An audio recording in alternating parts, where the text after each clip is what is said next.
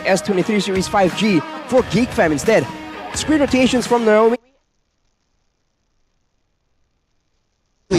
Or cutting the minions is gonna be harder for this guy.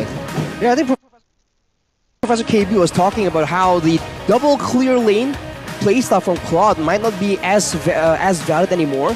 But in the game though, especially in the early game, that extra base damage is definitely a nice addition to the decent laning of this Claude. And along with that, we talk about the Bruno, right? The base damage decrease, it's not fatal by all means, but it's definitely lowering him down. But by the way, if you need a jacket, right? I think you gotta explain the analogy or like the joke here. You need a jacket there. Because it's way too cold up there. Yeah, they've been always on top every single time, so that's the idea, right? It's cold on the top, so you need a jacket. It's a bit of an Indonesian joke right there, ladies and gentlemen. But yes, RRQ are definitely still the favorites right here. Even though Geek Fam, they have been so much more dangerous, so much more solid in this season. They've only missed one upper bracket slot, and that was Season 7. Since the franchise league started. So that goes to show how good RRQ have been, how consistent they have been throughout MPL Indonesia. Since Season 4, that means all the way to Season 12. If they don't get it here, that means it'll be 2 times that they'll be absent from the upper brackets. The Q stands for consistency. The RR consistent. Consistency. Consistency. Close enough. Well, we'll take it. But yes, RRQ's consistency. We saw that in the middle of the season, they kind of got kind of shaky, right? We saw a few more holes that other teams have been able to exploit from RRQ, but it seems like they've already recovered. And now this is the problem, man. With the changes in the patch, are there going to be new holes or are there going to be less holes? Because for RRQ, a team that's so aggressive, that relies on a tanky jungler instead of an assassin, we can say that the healing meta, in combination with a strong tanky jungler like a Fredrin, like a Baxia, is such a menace, man. We've already seen the Baxia-Angela combo being so crazy, so broken.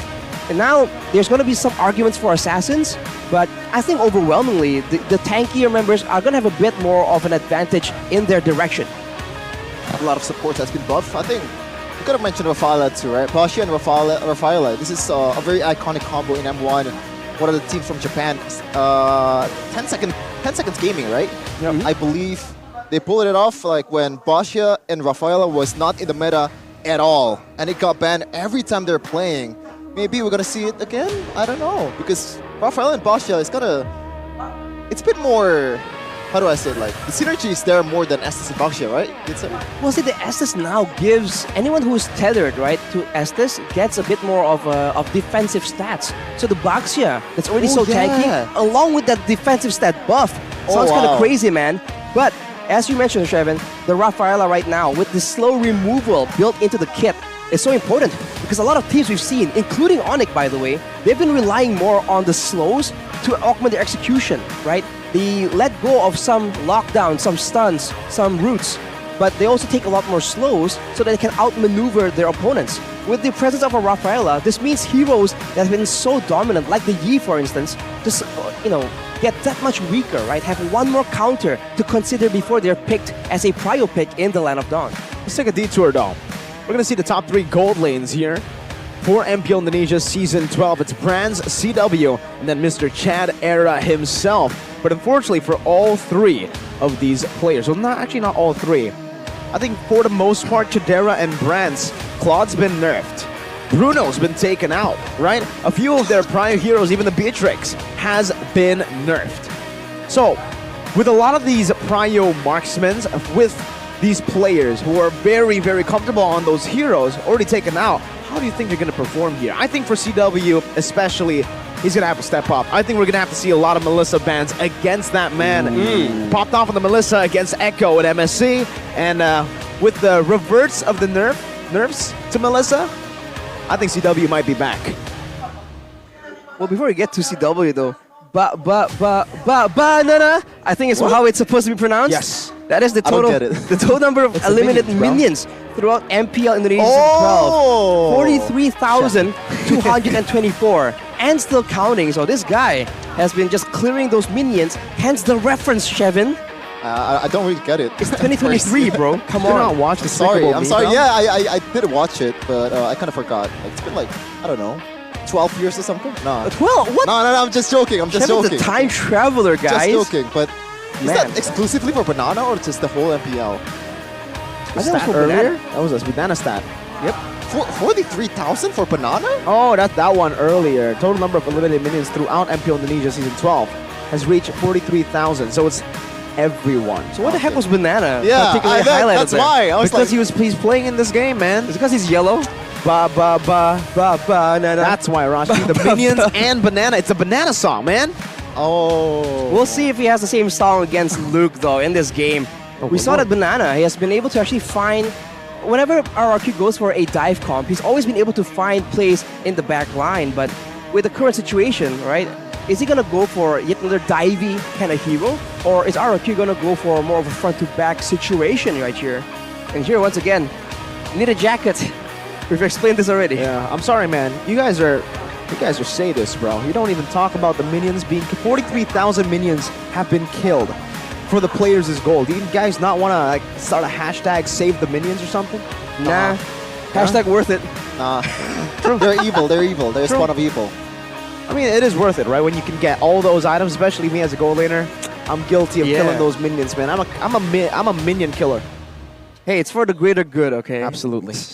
You know, they're probably happy to sacrifice themselves for us. But let's take a turn towards a That's what they all brighter say. side of conversation right here. Yeah, the brighter side. In the jungle, by the way, a hero that has been mentioned is the Popo and Koopa. It's not prio by all means, but it has been augmented to do better in the jungle, right? More damage towards jungle minions. So getting straight into drafting phase number 1 for GeekFam versus RRQ, and already a lot of tanky heroes banned away by GeekFam. What do you think about it, Arashi? Like the Popo and Koopa getting buffed as a crit healer? Always on the way. Like, I think Moonton is trying to tell people to use it in the jungling area, but what do you think? Like, what's gonna happen if Popo and Koopa does get picked in the jungle? Like, what's the utility? Is it gonna be like Popo and Koopa damage or like more like tankier ones? You should. Could be a hybrid kind of situation, especially because I think that will augment the early game so well, man. The ganking potential of a Popo and Koopa is dangerous. The intel game with the traps is great. And along with that, with only 1 or 2 items, you can demolish turrets so easily. So if you're playing for early game, I think there's an argument to be made there, sort of. And even against more aggressive compositions, the added utility is definitely a nice addition. But with the Fredrin picked up by GeekFam and the Matilda banned away from RRQ, you have to wonder what is going to be the first 2 picks for RRQ right here. Is it going to be the Mage? Is it going to be a tanky jungler for Fairsick? Turns out it's a Kadira. Already nerf in this patch, even though it's more of a small nerf. It's a base damage nerf. Didn't really do much in terms of like how Kadira plays in the game, but this is a very early Benedetta pick, which is like, I just realized 0 picks so far in MPL Season 12? Yeah. Debut, Benedetta. All right, so actually, I have seen in a couple of streams, mainly Kyrie's streams, that the Benedetta has been used in the jungle. So it's a good flex for Banana. He can play it in the XP lane. We've seen it before. He's one of the best XP lane Benedettas that I've seen in streams. That's why we haven't seen it in the MPL. That makes it so much more interesting. And Arashi, do I even need to remind you of what Fairsick can do I was on a about to Benedetta mention. jungle against Todok MSC 2021? You guys can have the clip replayed in your head, man. That was so long ago, but it seems like it was just yesterday, man. That was a crazy outplay by Fairsick. So this Benedetta is just a dangerous tool that can be flexed to 2 very adaptable players from RRQ. But for GeekFam, they're going with the Valentina and the Irithel. So now for RRQ, what answer do they have? What will they put in the hands of Skylar? Yeah, it looks like they're gonna secure Skylar's pick first before they go into the second phase of the draft, because they don't want to get target ban in that banning phase after this, especially after Chitera securing the Irithel for himself. A very good laner in gold lane.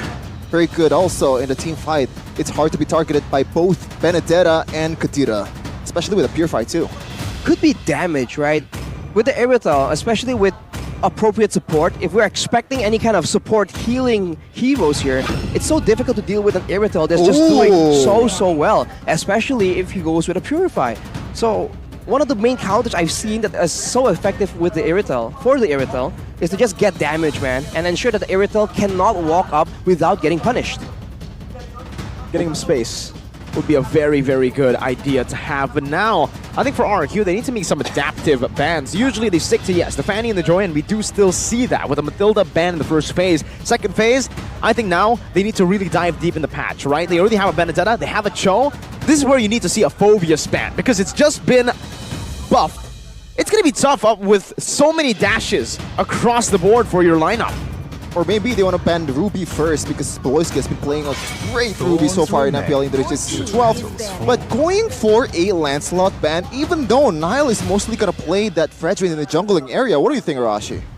I think so far, Geek has the more, I don't know, adaptive picks, right? Hey. Because they still have the Valentina as well that can really be adapted in how it's used, right? And who is the target of the IMU. But here, with patch 1.8.20, the new talent, new emblem, the Wilderness Blessing, movement speed in the jungle and river is increased by 15%. So these roaming heroes, if they really pick up this emblem, they could be a lot more dangerous in the early game. Not even in the early game. In the late game rotations, you can expect some EXP laners to might just opt for this emblem. And you already see two roaming heroes from RRQ, from Chao and Katira too. Even mid laners, it's also an option to pull off this Wilderness Blessing, especially if you're Katira, because you want to own the bush before everyone else, before the enemy gets into that point. So you're able to lock down a member of the opposing team. But more EXP ban coming in from Geek after that, Bakito and also Edith, showing the respect for Banana, even though, again, this Benedetta is most likely going to fall to Banana, even though I think... What do you think? Is it going to be Fresco Banana? I think it's still up in the air right now. I'll give you a better question, Arashi. What's up? Why is the Benedetta first pick, right? Sure, good flex, but what did the buffs do necessarily to make Benedetta first pickable?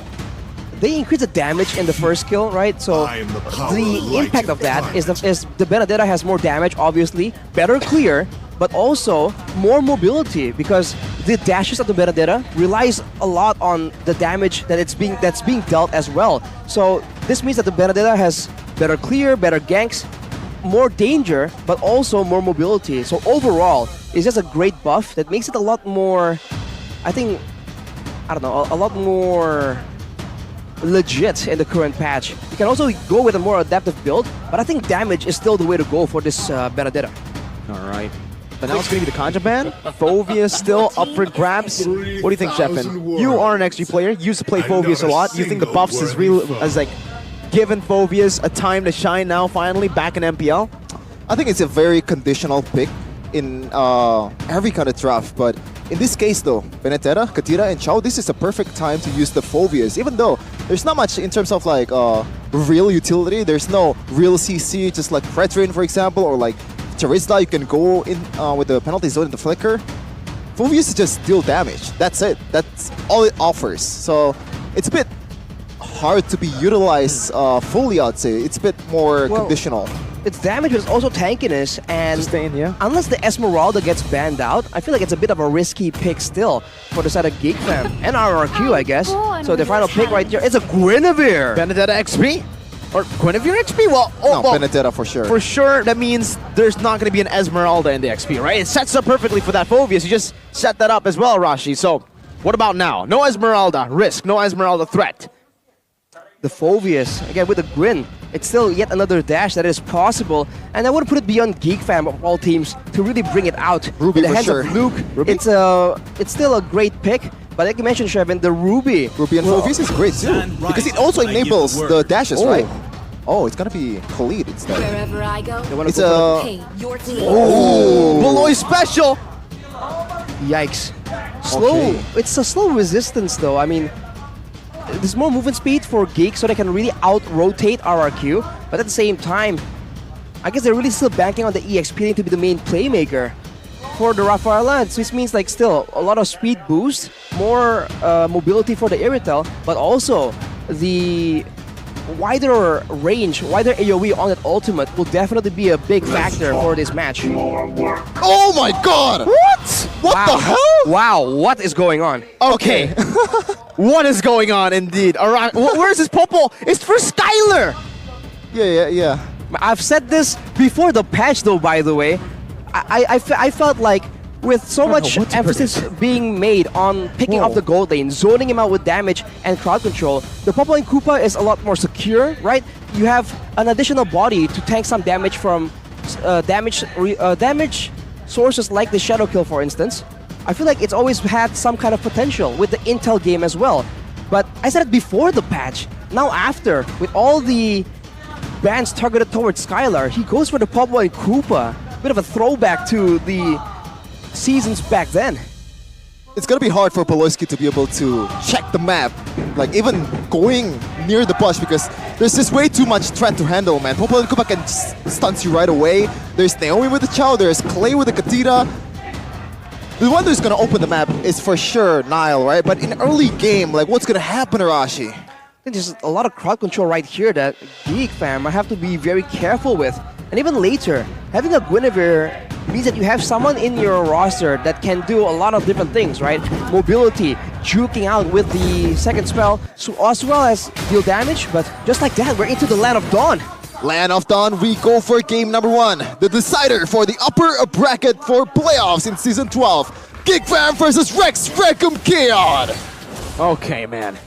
Geek Fam versus RRQ, and yes, this is the battle for upper brackets. If Geek Fam lose in this match, it's all but over for Geek Fam's chance to the upper brackets. But Arashi, Popo and Koopa, the buffs onto this hero has been, Moonton's been very specific about the buffs. It's onto jungle creeps, right? Exactly. What's up with this pick in the gold lane?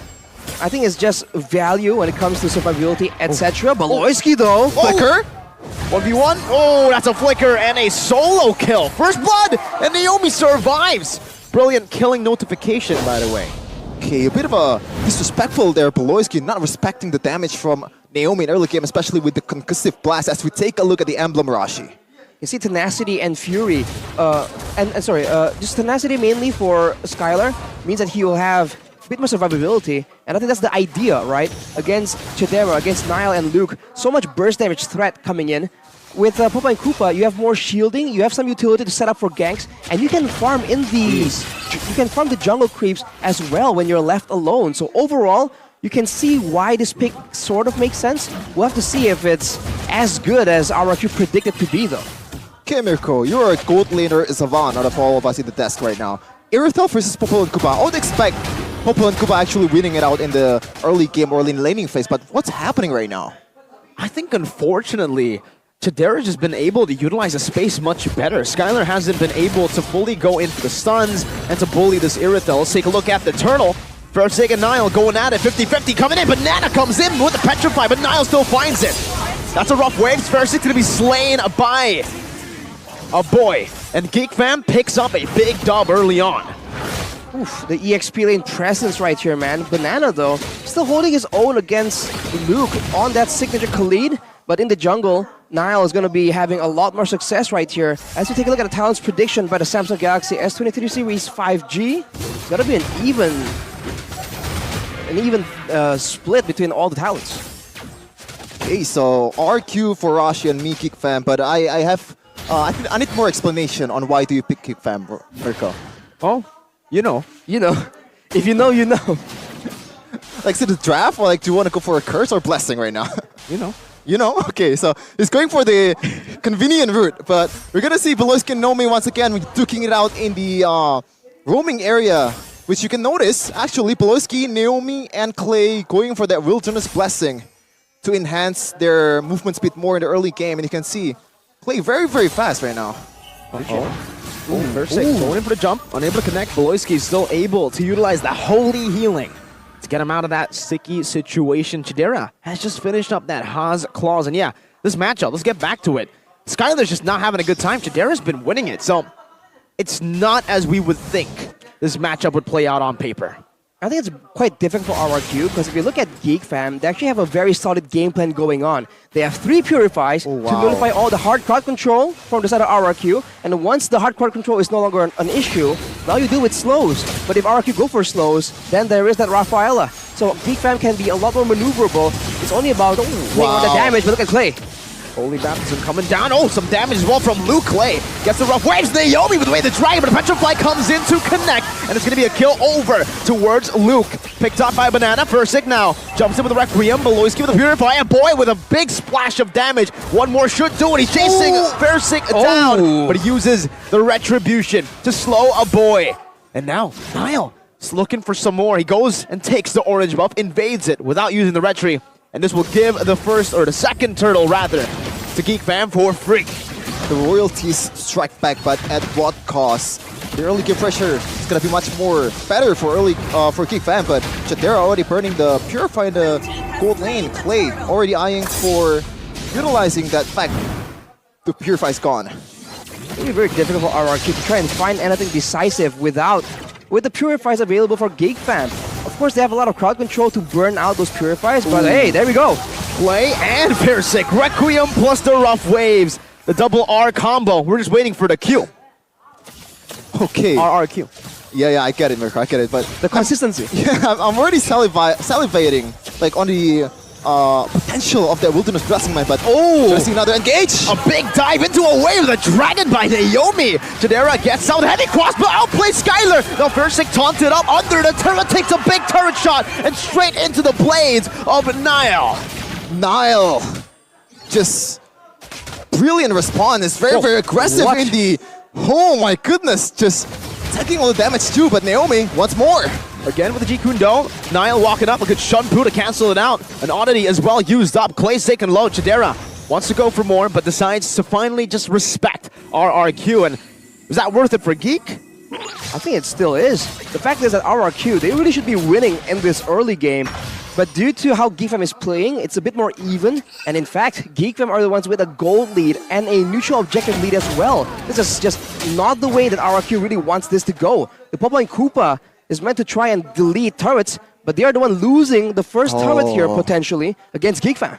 Red team turret has It's sad. It's definitely sad. But Clay, ooh, a bit dangerous there, but still has the first skill to get away as Nile, very aggressive once again.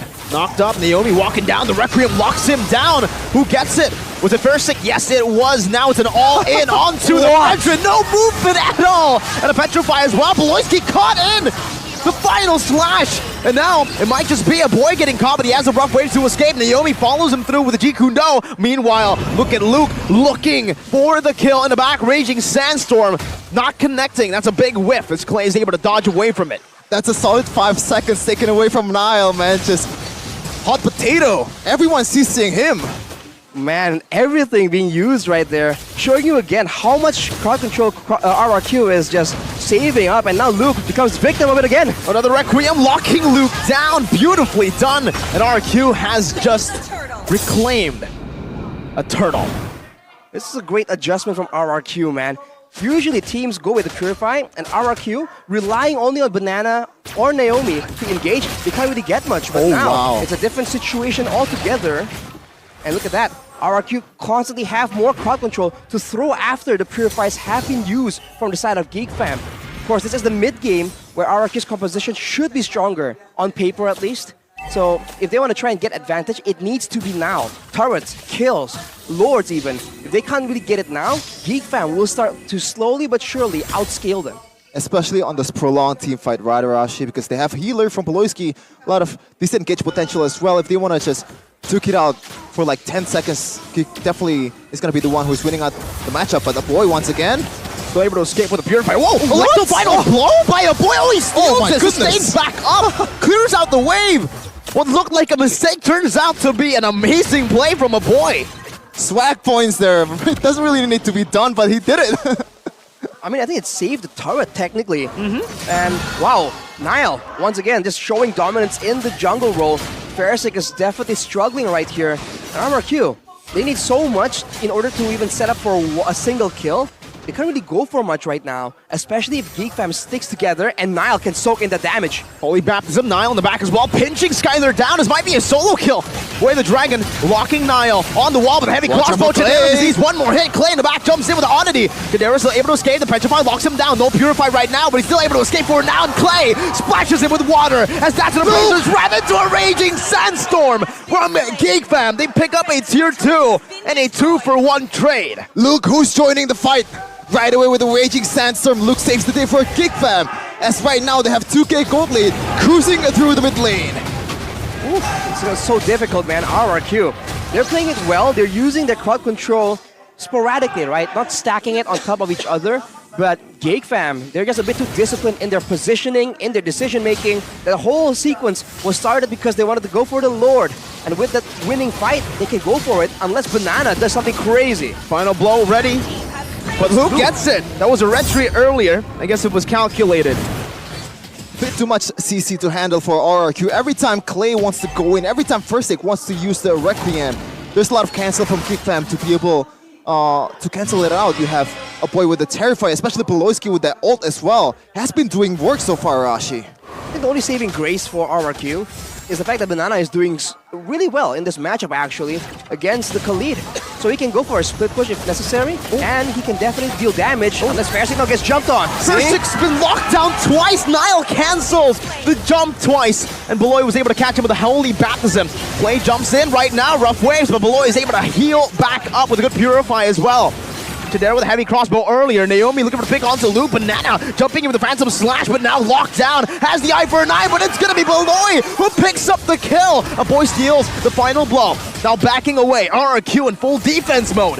They've lost 2 members, and a base turret is going to follow next. Geek Fam takes it. Luke diving deep. Clay forced to use a defensive oddity, but Luke slashes him down in the back.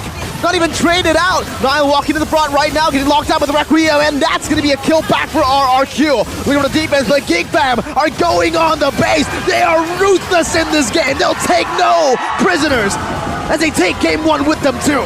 11 minutes, not even 11 minutes for Geek Fam to defeat the royalties of the game. They won the upper bracket and they are trying to do it right now. Man, what a aggressive play right here. You saw RRQ and you thought, okay, they want aggression.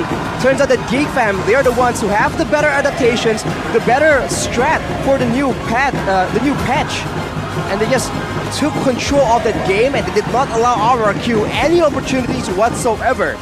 A great start for the Geeks. Great is an understatement. That was not even 11 minutes against the second placer, the second place in the standings of MPL Indonesia Season 12. The revenge might have to wait for RRQ. Wow. What a performance, man, and my goodness. I'll have to give it to Chadera. Give props to him. The way he was able to play the lane, out-laning a Popo and Koopa, ending the lane with an advantage. It's something you don't expect in this matchup, or maybe you do. Maybe this is the new standard for a Popo and Koopa Irithel matchup set by the Chad himself. I think RRQ definitely didn't expect that. They want to give Skylar the winning lane on that Popo and Koopa, but Chadera with the macros, reading it out, every kind of movement, every kind of engage from RRQ. Props to Nile, props to Beloyski, everyone canceling it out on those engages too. Like the final blow, rough waves, whatever Chadera like facing, it's always cancelled. It's just so difficult, man. And I think there's a purified difference, right? You saw that once Geek Fam decided, okay, our turn, right? You've been aggressing, you've made Nile not do a single thing in like 4 seconds, right?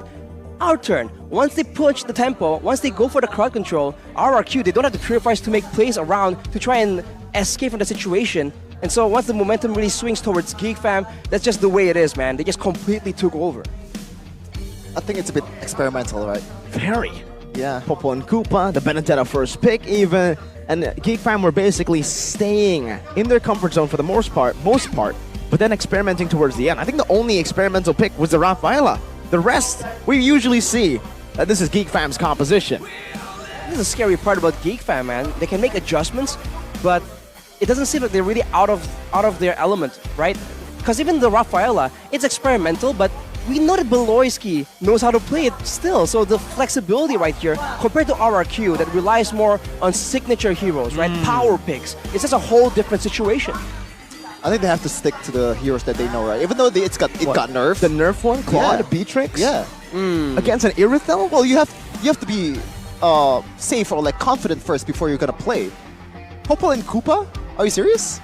Well, they definitely have trained it, right? There's no way they just brought it up randomly on stage. It definitely is a pick that they have been using in the scrims, but I think we can't deny that it was not the right pick. I think we can all agree on that. What was that Popo pick? Because the Irithel, one in lane. I think the idea was Popo and Koopa munches on turrets, Popo and Koopa wins lane, but we didn't see either of that. That might be due to the intervention from the rest of the team as well, but the player of the game, Bata Samsung Galaxy S23 Series 5G, is going to be your boy Chad Era on the Irithel with the Purify, with great decision making, when to go forward, when to play it safe, when to wait for the right moment to really turn things around and aggress onto RRQ. Like you mentioned, the Popple pick did not work out. It was just outranged, maybe outmaneuvered. And with the whole team synergy just being so much smarter compared to RRQ, it was just way too difficult. Let's take a look at some of the highlights here, where the first blood did go to the side of RRQ, but afterwards, they're just struggling, man, especially when it comes to these big fights. In pickoffs, RRQ have a lot more burst damage to play around with, but in these multiple man skirmishes, right, with 3 members, 4 members, there's just a lot more synergy that RRQ need to be concerned with. Yeah, if they clump up, it's gonna be automatic L from RRQ. Every time it's a stay in team fight, Geekfam always wins out in the end. This is a 3v4 with Nile, very late in the party, by the way. And Chidera, though, like, I want to point out something, Mirko. It's an assassin emblem on Irithel.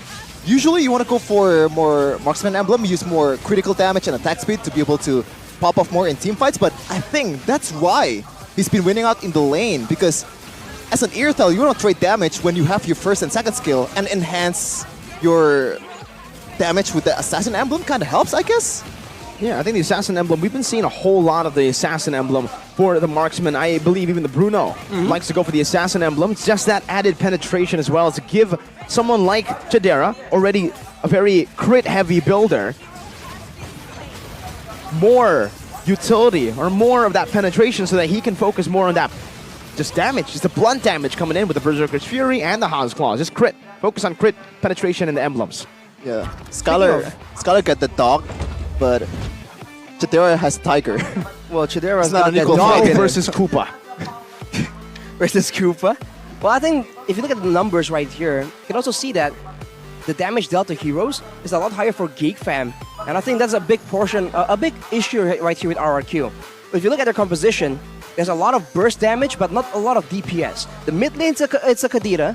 The gold laner is a Popo and Koopa, right? The EXP lane is a Benedetta. So no one really is doing DPS. So you saw how long it took for them to take out Nile, right? That's before Beloyski is even involved in the picture. So I think without enough DPS, eventually with the tankiness built up for Geek Fam, RRQ just could not trade back that damage. So I think adjustments definitely can still be made, right? It wasn't like they were completely outmatched in the execution. I think the draft is just so much smarter from the coach of Geek Fam, man. He's just so crafty in coming up with these strats that really don't look like they are synergized, but the more you look at it, the more it makes sense. And look at something that you cannot dissect on paper. Yeah, it's something you just, that's why MLBB isn't played on paper. Yep. It's played in the land of dawn on a Samsung Galaxy S23 Series 5G.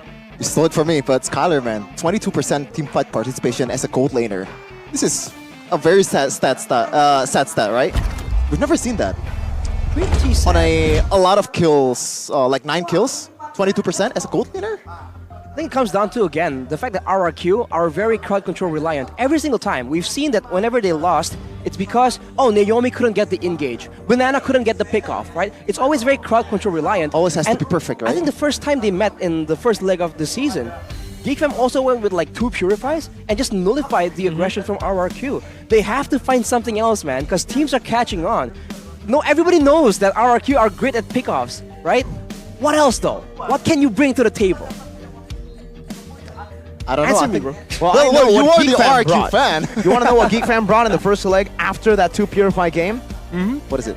A war crime. Beloy committed a war crime. He picked Saber Rome towards the end. Are we going to see something crazy again like that? I mean, it wins you games, right? Yeah, you don't get a lot of yes. respect, but it wins you games. Saber roll, man. It's a bit crazy to be sure, to be fair. A bit. Fine, it's very crazy, but I don't know, man. This is the thing with GeekFam. It feels like even if they do, Coach Airprong must have something cooked up, right, in order for it to make sense. Whenever we see crazy picks from GeekFam, it's never like, huh, why? It's always, okay, I get it. why? Like, you always assume that there is a point behind this decision. Speaking of behind that decision, we have a cool decision to tell you guys. Oh, really? we decided that we were playing with Samsung Galaxy S23 Series 5G for all of the players in MPL Indonesia Season 12 because Okay, this is of the course. best phone in the world with the best specs in the world. And also, if you buy this, there's a cashback promo up to 4 million. I'm not kidding, okay? $4 million. No, 4 million rupiah. Dollars. Yeah. I was about to say, my goodness. That's extra, man. But don't forget the spec, Shevin. Like, you guys at home you need to understand why, right? Why? It's 12 gigabytes of RAM, 5G connectivity, 12, and it's the 5, 4 nanometer Snapdragon 4, 8 Gen 2 processor, right? This thing just runs like an absolute beast, dude. There's no other machine I've seen of that size that can really match up to this performance. It's a PC in your hand. Yeah. I think that's the simplest way of putting it, right? 12 gigabytes of RAM. My PC doesn't even have 12 gigabytes of RAM. It's crazy. My laptop man. too. Like, this is like. All I feel like I need to buy this, man. I haven't bought this. You want to buy it? Yeah, I'm still saving it. Well, go and visit the website, samsung.com/ID, because if you visit there, you can get a lot of the other promos, and maybe you can also check out some of the new Neo QLED TVs that they have. You can get it at 43, 50, 75, and 85 inch. Me personally, at home, I use a 43. 43? At the 12. Oh, wait, what? I don't think TVs, I think that's a monitor. Yeah, that might be a monitor, bro. 43 though, that's pretty big, man. Absolutely, Sheffin. Absolutely, Sheffin. Okay. Beautiful. Beautifully done. It's not about the size, okay? It's about the performance. Yeah. The performance. We have another thing to show you guys. This is performing like a beast too, because this is the best shampoo in the world. Head and Shoulders. Don't let your match become a mess because of wet and itchy dandruff. Move on to Head and Shoulders Gotcha and be 100% confident. Wet and itchy dandruff will go away if you use this, and you can wipe out your enemy in game and real life too. In real life, your Yeah. enemies? Man, I would like to wipe out my enemies, man. Head and Shoulders can do that? That's crazy, man. Your biggest enemy is your dandruff. That's why you could wipe it out, Arashi, with Head and Shoulders. And usually, Arashi, when we do the Head and Shoulders ad, it's just a tease for now to a hair cam. And now we have Sheffin, CITB. Sheffin's in the building. What's the CITB? I just said it. Shevin in the building. Oh, okay. Because the hair I'm cam sorry, I'm is a bit a slow. segment meant specifically for Shevin. That's a fact. Nah, like I think like we gotta share about this. Like it's just a bit, okay? It's just a joke. I'm not actually very thirsty like that in real life. Sure. It's a bit. It's a joke. Moving but what's on. not a joke, what's not a bit, is the patch notes, Arashi. Right? In patch 1.8.20, the Benedetta, like we mentioned earlier, more damage, right, in the Phantom Slash, and more scaling as well in the numbers. 100% of the physical attack instead of only 80%. And it's on a lower cooldown, more mobility. And honestly, I felt that in that game it wasn't that bad. It was doing okay in the mid lane, in the mid game, in the top lane, in the XP lane 1v1 against the Khalid. It's just a very well-rounded pick. But on the other hand, the Popo and Koopa, man, it's all the damage is buffed towards the jungle, and of course there are cooldown adjustments right here, where the Bottom Koopa is increased, but then it lowers down as you get levels. And the same thing can be said for the Koopa Help. It's only 5.5 seconds here at every single level. So there's minor adjustments, but I didn't think that anything crazy, anything crazy kind of made it more legitimate for the current patch. So I was very surprised when Skylar picked it up. I think a different solution is required here. The Pop and Koopa, I think might work, but it has to be very situational, man. It's when you are against a lot of aggression, when you have a lot of intelligence to gather with the traps maybe, and when you don't really need that extra bit of DPS, because for RRQ in that game, the lack of damage from the gold lane was definitely a very painful factor. It's definitely a concern, and the concern becomes true for RRQ in game number 1. As much as I want to see Popo and Koopa in the jungler, I don't think it's going to appear Rashi. Like, even though it got buffed quite hard in that just pure damage department, but in terms of utility or like in a big team fight, like what are you going to do? You're going to stun someone. That's it, right? Well, like, compare that to Frederick. You can knock people out. Compare that to Basha, Frederick. You can lock them down with the traps. So there is crowd control, but again, the Popo and Koopa isn't nearly as tanky as the Fredrin. Yeah. Let's say, for instance, okay, if you're up against a Hayabusa, like the example we mentioned earlier, the fact that you can have one more body to tank away that shadow kill, these are this is one of the examples where the Popo and Koopa has even more value than usual. That first game was not it. Definitely not. I really can't see why the Popo in Koopa was an answer, right? I mean, looking at the numbers even in the patch notes earlier, it's not like a massive buff that Popo and Koopa was given. Yes, it was a buff. It did give him much of a better chance at farming and clearing waves, but I don't think that's what Popo and Koopa's main usage is. You know, like usually when you go for the Popo and Koopa, you go for turrets, you go for trades, you win the lane. Not even minion clear. I bet the whole idea is to just win, right? Direct a lot of attention to Chidera, shut down Chidera, and at the same time get Skylar ahead and take down those turrets, lane swap. It just doesn't go that way. When you're up against a team like GeekFam, the Purifiers come in, Chidera's superior decision making comes in, the cover from Boloisky also becomes a factor. So I think RRQ need to be a bit more unpredictable.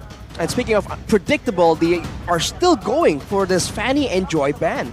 A staple for RRQ. Usually the variety of ban comes in the third phase. This is what Zaya has been doing ever since Season 12 started. Nothing has changed. And RRQ, speaking of change, they have to make more changes here, or not change, or just go back to the usual RRQ that we've seen. Yes, they're using the pick of meta here, using their Chao special, but maybe they have to adjust more to the meta, going for more healing or like sustained team fights, but sustainability is what Fredrin offers, and usually this is the decider, because Fredrin and Basha is always contested, right? Yeah, Fredrin and Baksha is like two sides of the same coin. But for now, with the Fredrin picked up by GeekFam, I thought RRQ might go for that Baksha, right? It's a bit of a counter matchup. It's still a very strong hero, especially with the healers in play right now. But now they go for this Irithel, which is great. Now it puts a question in the court of GeekFam. What is a solution, a pick that really works in this situation against the Irithel? Well, in terms of laning, Popo and Koopa might be the solution, but in game number 1... I don't think so. No, Brody, I think would be the best answer against the Irithel. The Bruno can still work, but you know, it's more of a battle for items than a battle in a full skirmish for the winning lane. It's kind of a skill matchup, and the Bruno will be picked up with Rafaela. So Bruno in itself, I would say, yeah, not so good against Irithel anymore, but Bruno plus Rafaela, now we have a plan. Now we have a strong lane as well for the side of GeekFam. So for RRQ, what will they do? Do they want to put Naomi still in an engage situation? Ooh. This Akai is still a bit of a flex. It was also buffed, by the way. More shielding right now and more damage built into the skills, scaling off the maximum HP, if I'm not mistaken. So it's still a lot more pressure. It's good crowd control that isn't exactly easily dealt with a Purify. So already moves in the right direction for RRQ, and they're hiding what Naomi is going to be playing on. More shield from 4% of max HP to 5%, and also the slows has been decreased, but we're talking about slows here. Rafaela is the prime counter to that, but before that second skill can be executed, maybe Naomi will bring him to the fight, or just erase Boloisky from the equation and just go all out on a 5v4 team fight. You know, with the rise in popularity for the supports, the healers, right? I was just thinking that, hey, the Franco, the Kajas, they're still very solid picks, you know? If you land an Iron Hook onto the support, that's a game over. If you hook someone away from the support, it makes it very difficult for the support, the healer, to really save their caught member. So I think it's still a very valid pick right here. And it could be a solution, right, that RRQ can really explore, because it also works against the Purify. Not for the hook, but for the Bloody Hunt. That is not purifiable, I believe. Yep, definitely, but... You want to know a fun fact? What? Apparently, my friend tested out the Franco against a jungler. And now when you use your Bloody Hunt, junglers can still retry. Can retry now. Like, while you're getting Bloody Hunted, you can retry. Kindness. Is that listed in the patch, or? I don't think so. That's why. I think it's kind of like a shadow nerf, technically. Or maybe you saw that. Maybe. We'll see it again if the Franco gets picked up here by RRQ. Naomi is a great Franco player, can try to utilize that against the Fredrin. We'll see if that is a bug maybe, or if it's actually real. I don't think Franco's going to be picked up here, Rashi, because in terms of synergy with Akai, I don't think it's going to work, or... Hey, you never know. Hook someone in, right? burst him down with the Valentina and Iritel, let the Akai stop everyone else from saving him. That could still be a very real play potential for RRQ. And I don't know, it's hard to see them doing anything else but be aggressive. This is the problem with the one-dimensional style of RRQ. It's great, it's exciting, but now it turns out it's different. And the Iritel-Angela combo, this is a disgusting combo, man. I think damage is the only thing you can do to really stop this Iritel from just wrecking the whole backline. Not just Iritel and Angela. Akai and Angela can pretty much take care of Bruno on its own, even though the supports are coming, but Beloyski cannot cancel a heavy spin. Beloyski cannot cancel a Panda coming at you like a freight train. The only concern here is, are you sure you want to put Naomi, a flashy, a playmaking roamer, on that Angela? With a Valentina pickup on Clay, that should be a mid laner, right? It should be an Angela for Naomi. We'll see how it works. Now with GeekFam going for their last two picks. What's it going to be? When I give the word. Apparently still the Khalid. Now it's in the Varia. So taking more precautions, having more slows, and they're also immune to slows. The Baxia though is still available if RRQ really wants to go for it. I think it has great synergy in this Kai EXP? composition.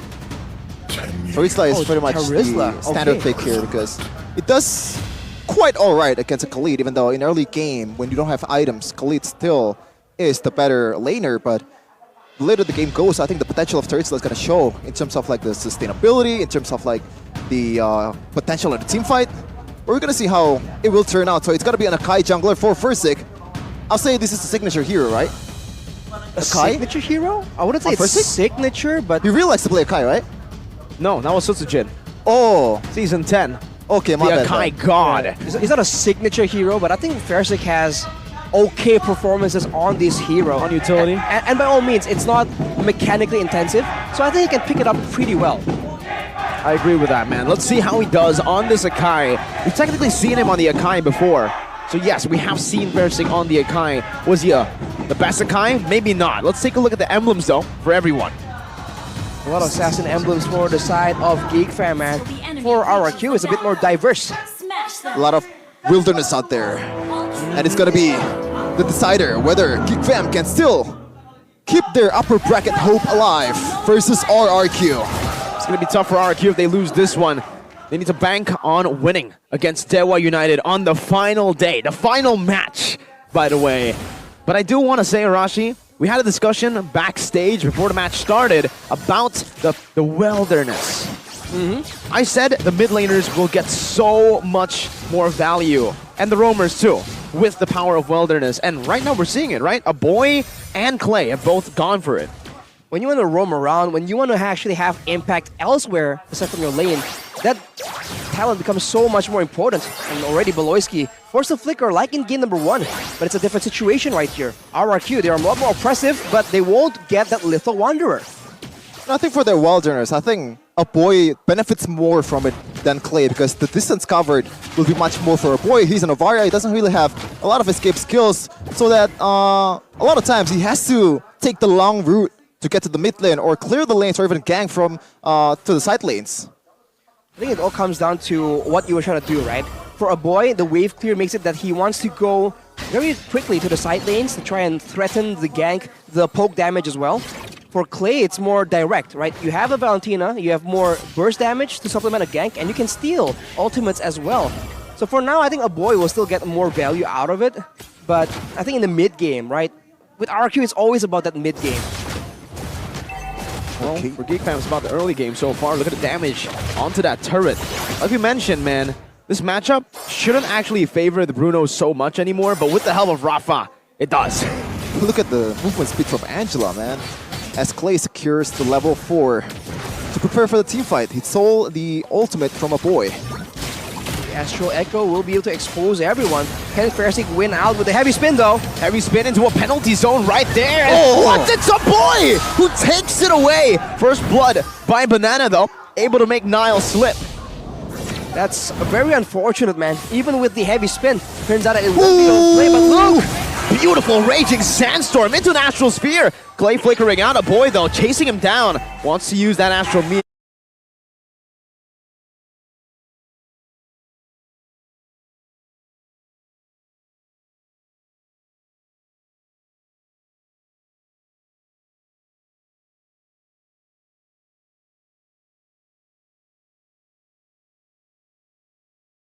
in the battle against Kyler, but he won on that gold buff though.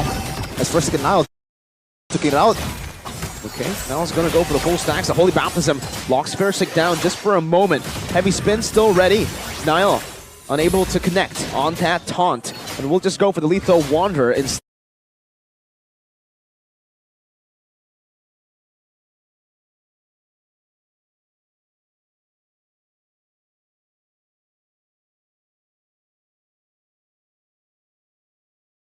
Taking him low. I do feel like for team fight composition, and now they make a play for Beloyski. Ooh!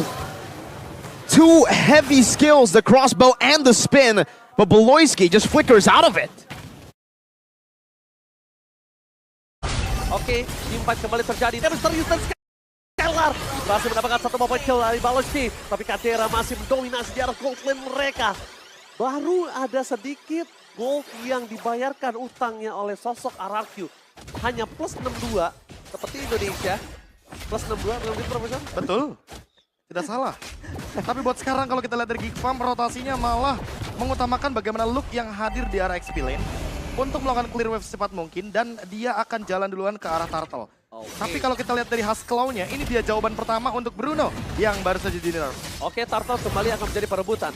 Di sana Banana mencoba untuk memukul mundur ke Luke ke arah belakang, tapi Holy Baptism membuat para pasukan dari arah kiri tidak kena getar. Langsung ada heavy speed apakah retribution dari Persik akhirnya diselamatkan. Niall retribution mundur ke arah belakang. Luke gak bisa bertahan lebih lama lagi, dan akhirnya Luke harus pasrah dan mengakibatkan poin kill selanjutnya di tangan RRQ. Snowballing tidak mau dihentikan oleh mereka. Bahkan versi depan sana dengan press ward-nya dipaksa Niall. Akhirnya kali ini invasi jungle udah terjadi. Dapat atau tidak memang belum. Tapi akhirnya Niall berhasil diberhentikan nih Pak Mulu. Yap, akhirnya ada tekanan yang emang benar-benar begitu berarti yang dilakukan oleh pemain dari RRQ ya. Mereka tadi udah berhasil, mereka udah berhasil kontes lagi terhadap dua turtle walaupun satu kali berhasil, satu kali gagal. Tapi sekarang pertempurannya harusnya kembali terjadi kan di bagian bawah. Sakaratul maut, Clay. Harus mundur ke arah belakang. Itu kalau Clay nggak sekarat, mungkin orange buff yang akan menjadi jawaban sih, Profesor. Ya, bakal di-invade juga. Dan untuk sekarang kalau kita lihat dari gerakannya RRQ nih Pak Bolong, jatuhnya mereka juga udah mulai memanfaatkan rotasi yang awalnya akan dimulai gara-gara Banana. Ya. Jadi semua mata menuju ke arah Banana, dan Luke harusnya udah mulai sadar ketika ada satu gerobak saja yang disisakan, Banana akan berjalan duluan menuju ke arah teamfight di gold lane. Ini sang raja padang pasir di area atas semua enak banget sendirian ya. Dia punya kusir, dia bisa mobilitas tinggi banget, tapi di bawah. Oke, flicker dari Beloyski. Membalikan keadaan, Skylar masih bisa bertahan, tapi lihat sana round. Dan pria misterius menuju ke Garena. Protection begitu saja. Beloyski menjadi poin kedua. Para pasukan dari RRQ, mereka masih melebih. Aboy menjadi pilihan utama, Skylar sampai terbang ke depan. Dan Aboy, mau gak mau, Aboy kali ini harus menuju ke arah Brawl untuk mengamankan dirinya. Dia nggak bisa lagi di lane up down, dia harus ke Brawl, Profesor. Itu adalah keuntungan dari penggunaan Oparia ya. Bisa keluar dari map mengamankan dirinya loh. Wah, ini sebuah escape mechanism yang memang sulit untuk dijangkau. Mungkin Yuzong bisa dengan Black Dragon Formation ini, tapi akhirnya Banana terperangkap dan diselesaikan di depan sana. Banana gak akan bisa bertahan. Damage burst yang diberikan Geek Farm dan Banana terpotong rotasinya. Itu shutdown loh. Iya, shutdown rotasi juga terjadi di sini. Tidak ada team fight yang bisa dimenangkan oleh RRQ tanpa ada Banana. Tapi Geek Farm kayaknya juga udah mengeluarkan seluruh soft skill mereka yang akhirnya mereka lebih mengikhlaskan turtle kedua di tangan RRQ. Naomi dengan Flux of the Oasis. Jadi jatuhnya ketika nanti ada hero yang sekarat akan dibantu oleh Naomi dengan heal up-nya. Tapi out of nowhere, Persik menuju ke arah sosok Aboy. Lihat flanking yang terjadi Persik, yang bahkan itu bukan tugasnya Persik harusnya untuk menjadi seorang flanker. Dan di sini kita melihat Persik out of nowhere dapetin satu Aboy. Boleh-boleh sih. Ini adalah hal yang sangat bagus dari tadi, efek kejut yang selalu diberikan oleh pemain dari RRQ. Kebanyakan berhasil ya Prof ya? Iya. Kebanyakan berhasil. Kebanyakan berhasil, tapi kalau kita melihat tadi ada game fact yang tentunya muncul, ada 43.000 minion dan masih still counting sampai sekarang. 40.000. 43.000. 43.000 banyak Yang banget sudah sih. ada di MPL Season 12. Tapi kalau kita berkaca dari item, Hasklau Berserker's Fury ada di tangan Skylar. Jatuhnya ini akan membuat early game yang begitu leading dari RRQ dengan gold 2.600 Pandang bahkan. Napi sampai flicker. Masih ada Holy Baptism tapi Luke di sana menutup itu semua. Clay akhirnya terpotong. Mencoba untuk mendapatkan Kadera. Tapi damage-nya masih belum cukup. Instant heal from Paloyski. Saturday. Bahkan Kadera still survive. Para pasukan dari RRQ. Mereka dipukul mundur ke arah belakang. Paloyski save the day. Wah, Baloy terus-terusan loh, ini dia sang dokter keliling yang tidak akan meninggalkan pasiennya secara terus-menerus berikan healingan, bro. Dan gak cuma itu, ingat ada Husk Claw. Jadi semua basic attack dari Cadera akan memberikan heal up juga dengan damage kritikal yang sama. Bahkan Cadera sekarang sudah punya Berserker Sphere, tapi Aboy terkena Roar kayaknya. Roar dari pria misterius ternyata membuat Skylar mendapatkan satu point kill. Give up. Kali ini Aboy memang tidak terlalu bersinar. Tapi dibalik itu semua mereka, RRQ, benar-benar masih mendapatkan kerugian yang maksimal atas point kill di arah bottom lane. Itu nggak bisa dipungkiri lagi Pak Bulung. Ya. Jadi satu hal yang sangat baik lagi dari tadi. Terlihat ya Skylar selalu bisa melakukan point kill. Sekarang udah 2-0-3. Pertempuran selanjutnya nih. Heavy Spin akankah merubah segalanya kembali? Atau jangan-jangan taunt dari Energy Eruption dan sekarang setupnya Ranger Mas. Oke, langsung Heavy Spin itu sekarang Nile. Free hit, Nile coba diusir. Menangkap Solter dari Skylar. Pressure yang dihindari. Nile gak punya power. Dan akhirnya Nile dipukul mundur ke arah belakang. Senden from Poco. Menyelamatkan diri tapi Luka akhirnya menutup hari dari Skylar. Dan shutdown. Di balik itu semua mereka berhasil mendapatkan Lord. Para pasukan dari Geek Farm. Mereka harus mundur sejenak. Mereka gak boleh team fight kembali. Tapi kalau Kadera masih mau lebih, ini mungkin harus bisa di following up. Karena Naomi, the best thing yang bisa dilakukan adalah love wave-nya. Akhirnya Versik juga berhasil menyelamatkan dirinya. Pasukan dari Geek Farm, mereka tersisa 3. Setidaknya mereka mendapatkan keuntungan untuk bisa mendapatkan outer turret-nya. Waduh, setidaknya mereka ini ya masih ada trade yang bisa dilakukan oleh pemain dari Geek loh. Gak mau kalah sama sekali. Ya, mereka nggak mau rugi sama sekali walaupun harus kehilangan Nile. Atau bahkan dari Luke-nya. Luke aja menukarkan nyawanya dengan Skylar. Jatuhnya untung banget dan ada Astral Recall yang begitu bagus dari Aboy. Connect-nya ke arah Skylar makanya damage-nya cukup. Kalau tadi nggak ada Meteor yang connect ke arah Skylar harusnya damage tersebut nggak bakal cukup untuk menumbangkan Skylar. Ini boleh-boleh ya, mereka udah mulai setup lagi bertarungnya tuh di area dari jungler aja. Memanfaatkan dari beberapa player yang memang set talent emblem yang sangat-sangat diuntungkan. Dan ingat dengan player gold yang muncul sekarang, by UBS Gold, Skylar mengkapitalisasi semua gold leading yang ada di Land of Dawn. Sehingga Skylar adalah kunci kemenangan untuk RRQ di game yang kedua. Dan itu terbukti juga di mana Skylar kali ini bahkan ketika dia tershutdown, ketika dia tumbang, RRQ lack of damage. Gak bisa team fight lagi, tidak ada power team fight. Bahkan dengan posisi yang tidak terlalu diuntungkan oleh RRQ, kali ini Geek Farm berhasil menyelesaikan Lord dengan cepat tanpa harus ada 2 inner turret di mid dan bottom yang pecah. Cuman deh tadi ya pergerakan dari Luke memanfaatkan apapun yang dimiliki oleh Raja Padang Pasir ini loh. Khalid, kita tahu Desa Tornado dengan animasi yang dipercepat. Dia nikmat banget dari tiap basic yang bisa dia miliki dari damage-nya. Dan jangan lupa efek vakum dari setiap serangannya akan membuat Skylar agak sedikit sulit untuk melakukan escape. Dan kalau seandainya Skylar terus-terusan di-engage dengan menggunakan Desert Tornado dan bahkan Radar Strike-nya, ini bakal susah buat escape walaupun dia menggunakan sprint. Karena ada efek vakumnya yang akan menarik Skylar lagi dan lagi menuju ke pusat dari skimitar sosok Luke. Alright, Versik nampaknya mencoba untuk mencari di mana Polish berada. Tapi tidak ada lagi heavy crossbow untuk Skylar.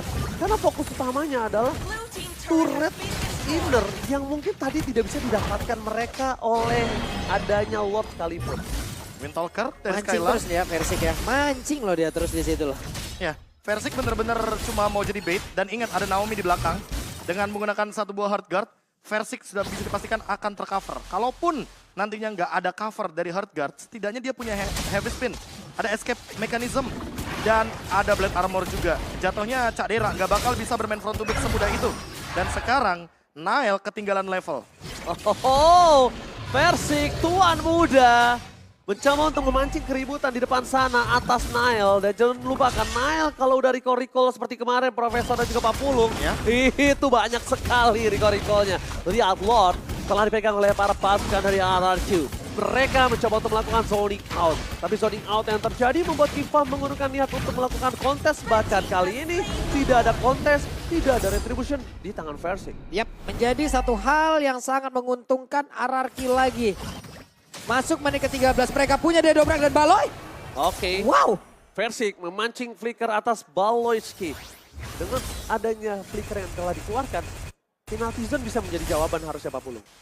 Ini belum lagi ya dengan satu lord ini. Serangan, 3 lane, segera mereka rapikan. Di atas dibiarin, tengah dan juga bawah. Mereka kontrol tapi... Oh my god, Clay! Flicker yang sangat tepat karena kalau tidak, Clay udah bisa menjadi korban keganasan dari Luke.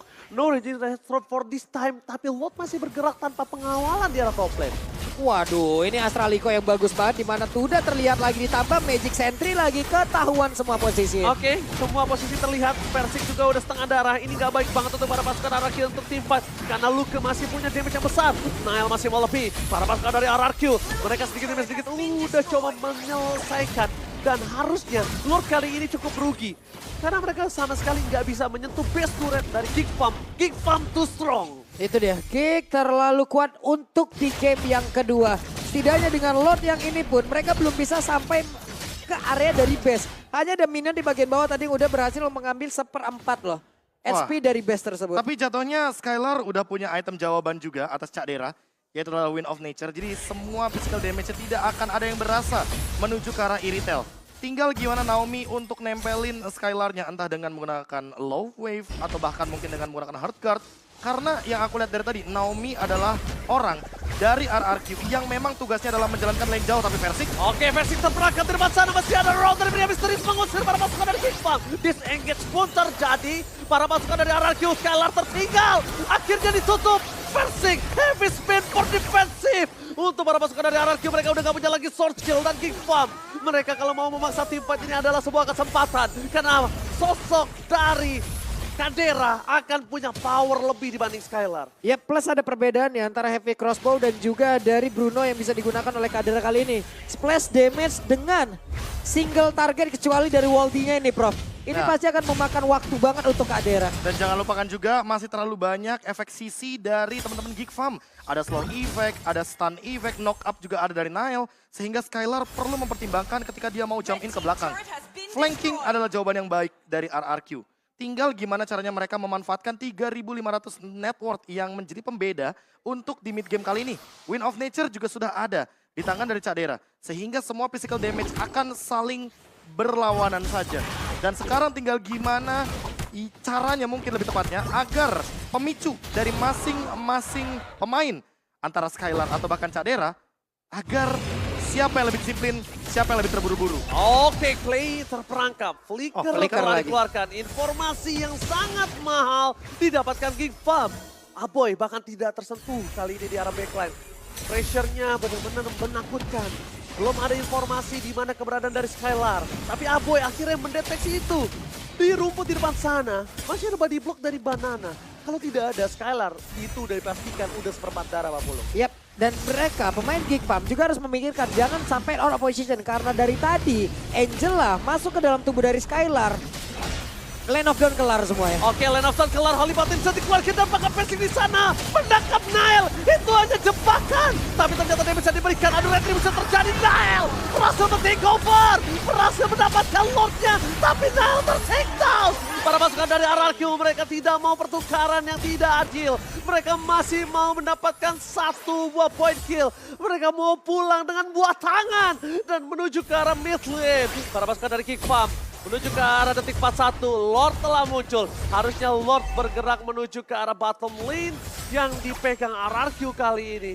Udah bisa diselesaikan dengan cepat, kalau enggak kerugian di tangan RRQ karena 3 lane mereka terdorong dengan maksimal oleh Giga. Nafas tambahan dan heavy spin tadi sepertinya yang terburu-buru kah Prof? Atau seperti apa Prof? Timingnya pas. Tapi emang damage dealt-nya agak sedikit berbeda karena badannya jump in ke belakang. Jadi lini belakang dari Giga memang gak ada damage.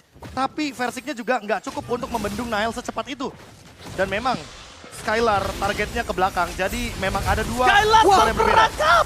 masih ada hot gun. Luke gagal mendapatkan scalar. Lihat mereka bahkan harus menggunakan flicker. Luke terperangkap, hilang begitu saja. Roar dari pria misterius membalikan kembali keadaannya. Tapi di balik itu semua para pasukan dari RRQ, mereka terlalu jauh untuk menggapai sosok Geek Farm.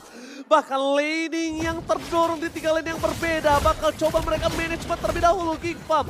Untungnya masih ada Aboy. Masih ada poking damage dan masih ada Aboy di sana. Kalau nggak ada Aboy ini bakal sulit banget. Nile jangan sampai terperangkap. Nile nggak boleh sedikit pun offside. Garena, sumber deal damage mereka cuma single target, Pak Pulung. Iya, cuman ini gimana ya? Ada satu miss momentum lagi. Tapi miss momentum yang diciptakan oleh pemain Geek ini berawal dari RRQ yang bagus banget Naomi-nya loh. Iya, apalagi dengan heal up dari satu buah low wave yang begitu cepat dan Skylar jadi terselamatkan. Oke, terselamatkan dan bahkan mendapatkan sosok dari best turret. Ini benar-benar jadi keuntungan RRQ. Ini di tengah sendiri, mereka masih berani loh. Geek belum, Geek gak ada takutnya. Mereka kehilangan satu best turret, tapi mereka masih ingin berantem. Ayo sok. Level udah sama-sama 15 ya udah. Ada kesetaraan di sini, hanya tinggal bagaimana setupnya saja lagi loh. Ya, karena heal up yang diberikan dari Baloyski benar-benar berpengaruh untuk Guard is still there to cover him up. Things will be much harder for Geek Fam. I think they're gonna rely on a boy to pretty much control the team fight or like have a say on should we go or not, because he has to be the one who's chucking up all the HP away from RQ before the fight begins.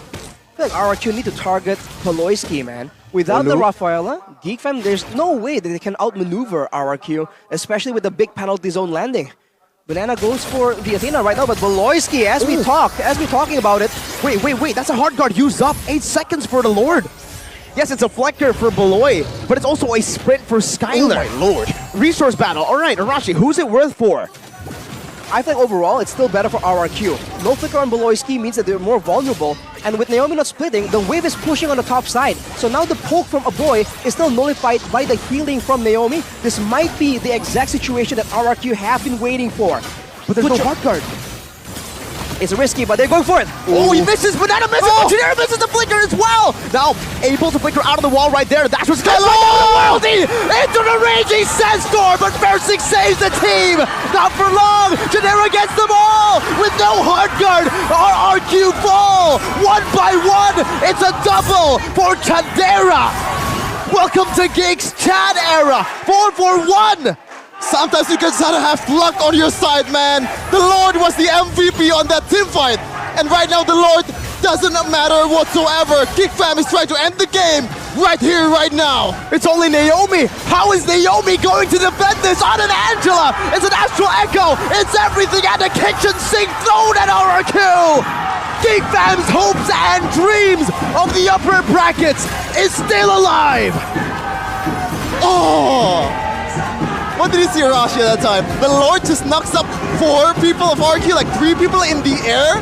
And look, knowing that the Lord is on their side, just responded beautifully on their raging sandstorm. Breed of nature doesn't matter. Hardcore doesn't matter. There's just way too much things to deal with at that point. They just clump together way too much, man. Against the composition of Geek Fam, with all the combos available, they just completely misjudged that. They were in a rush to follow up on the penalty zone. They failed to do so, and they paid the very heavy price of losing that guaranteed ticket to the upper bracket slot. Oh, what a fight by Geek Fam. Absolutely phenomenal. They have fumbled so many times, and we all thought that their upper bracket run might end today, but Geek Fam, they're saying to the Geek Fam community that it's not over just yet. The family lives on. It's definitely not over. The journey is not over for Geek Fam and for RRQ. If RQ can still win another game, they'll secure the upper bracket slot quite safely, and Geek Fam has the hope for RRQ to fumble some of the matches that they're gonna play after this. Whew. Sad day for the Kingdom. They are leaving dejected. Let's go. But that is Geek Fam. Just again proving their worth, proving their quality, showing that in the face of the Kingdom, the Geeks stay composed. Oh, I'm still baffled. I think Lord should be the MVP, but we're gonna see an interview with the winning team with our host, Monica Conado. Kemenangan dari Geek Fam kali ini sekaligus juga berarti Geek Fam secure playoff. Mana tepuk tangannya untuk Geek Fam? Wow, tiket ke playoff udah di tangan. Tapi sebenarnya mau nanyain dulu nih teman-teman Geek Fam. Geek Fam ini